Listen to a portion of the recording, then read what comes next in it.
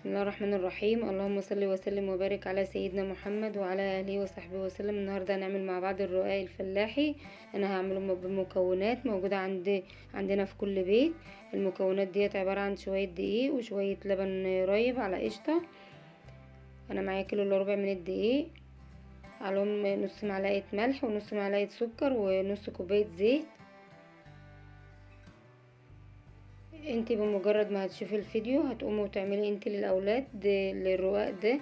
طريقته سهله، اسهل من القرص واسهل من البكاكيك. لو عندك قشطه في التلاجة انت بتلميها من على اللبن، ما ترميهاش، انت حطيها عندك انت في الفريزر وطلعيها. بتعملي بيها اي مخبوزات، بيكون بتدي للحاجه طعم حلو. العجينه زي ما انت شايفه اهو. انا مش عايزه العجينه بتاعتها تكون ناشفه، انا عايزاها تكون طريه، الملمس بتاعها يكون طري. ده السمك اهو زي ما انت شايفاه. هحط ايدي انا الزيت علشان ما تلزقش معايا.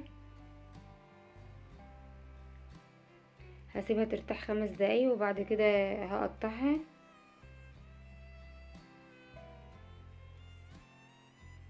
يا ريت اشتراك للقناه وتفعيل الجرس عشان يوصلكم منه كل جديد.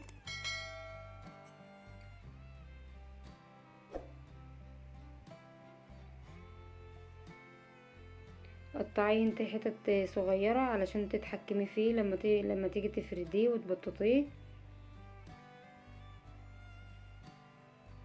عشان هو بيكون طري، عشان ما يتلخبطش معاكي وانت بتبططيه. اعمليه انت قطع صغيره عشان تتحكمي فيه.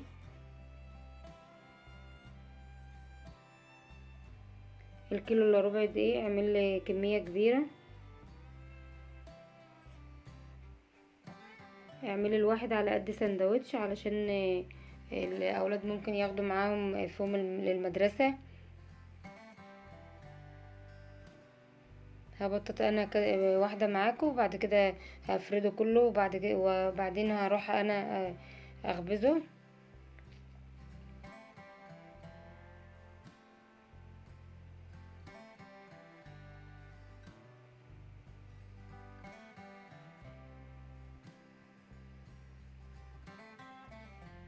او كده انا مشغله الفرن بتاعي ومهديه النار على بال ما اخلصه.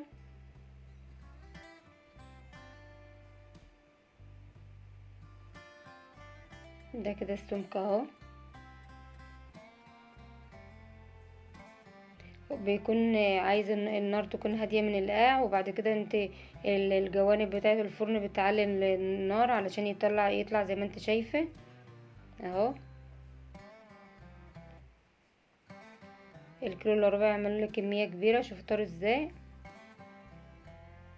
وطعمه عشان فيه القشطه طعمه حلو. بتاكليه انت مع العسل ومع الجبنه بيكون طعمه حلو. بتعمليه سندوتشات بيكون طري. اعملي الكميه وحطها في التلاجة، وبالهنا والشفا، والسلام عليكم ورحمه الله وبركاته.